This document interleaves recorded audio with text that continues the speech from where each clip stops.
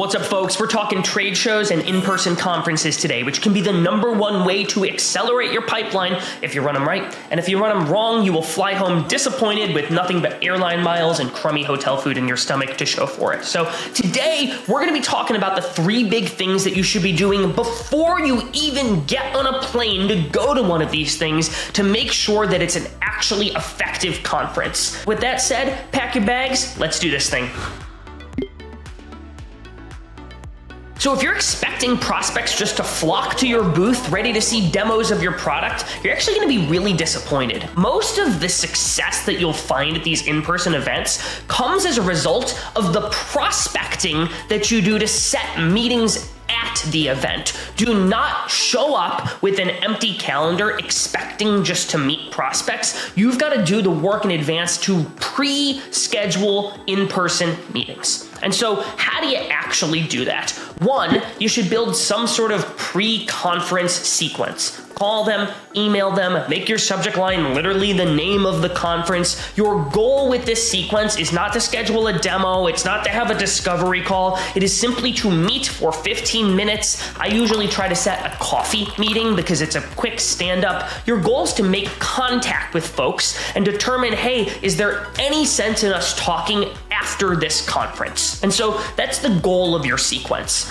Who are you actually going to be contacting, though? If you can get the list of the people who are actually attending this thing, of course that is the best, but that's not always the case. You won't always know who's going to one of these events. Here's some ways that you can set meetings with folks even if you don't get the list. So #1, contact prospects who are part of the trade association of whoever's putting on the event. I used to sell to law firm legal administrators, and there was this big conference called the Association of Legal Administrators Conference. And so I would just look to see who was part of the local chapters, and those are the folks that I would call and say, hey, can we meet at this thing? So trade show association can be one of the best ways to figure out who's going to the trade show conference. If you don't have that, the other thing I might recommend is look at what companies have speakers at these events. That can often inform who's going. 2, look at prospects in the same geographical region. So if you're flying to San Francisco for an event, contact all of your California prospects. They're more likely to be there than your New York prospects are.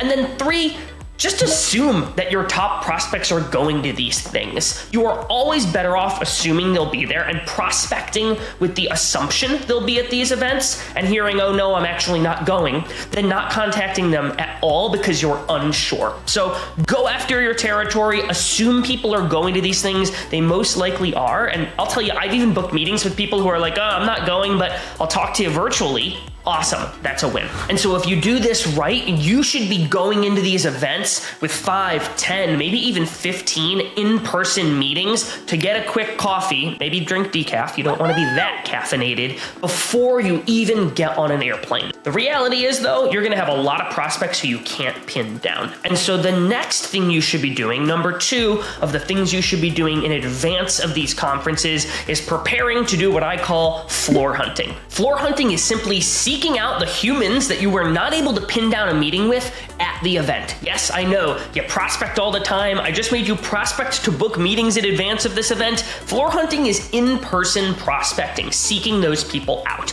Here's what you're gonna do. Step 1, make a list of all the prospects you know are going who you were not able to pin down time with. Step 2, go to their LinkedIn profiles and get their picture so you know what they look like. It's really tough to hunt for people that you don't know what they look like in person. Step 3, share those faces and that list with your entire team and tell them, hey, these are the people I'm trying to meet. Can you point me in their direction if you see them? Get your whole team working for you. And then step 4, figure out where those people might be. Happy hours. Look at the other vendors that are going to this event and what events they're throwing. A lot of them throw happy hours or socials during these things.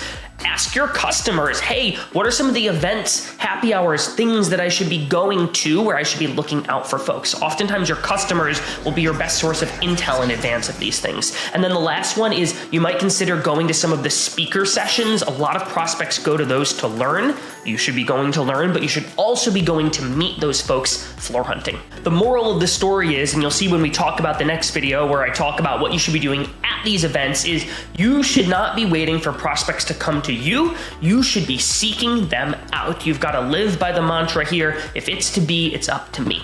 So what we've done now, we've set a bunch of meetings by prospecting in advance of the event. 2, we've made a plan so that we can floor hunt and prospect at the event. The last piece is to reduce all of the logistical stress and noise that will prevent you from having the most effective conference. These in-person events are stressful enough, and the last thing you want is added logistical stress on top of all of the selling that you're going to be doing at these things. So some tips to minimize the logistical stress. Step 1, get your calendar right. Get every single in-person meeting, speaker session, and event on your calendar. And make sure to add transit time from in-person meeting to in-person meeting. This is not like your virtual Zoom meeting where you can literally have a 15-second transition from one to another. You've got to block off some time for transit, otherwise you'll be late and make a terrible impression on your prospects. So get your calendar right. It should inform where you are physically at any given time. You shouldn't have to be thinking about that in the heat of battle.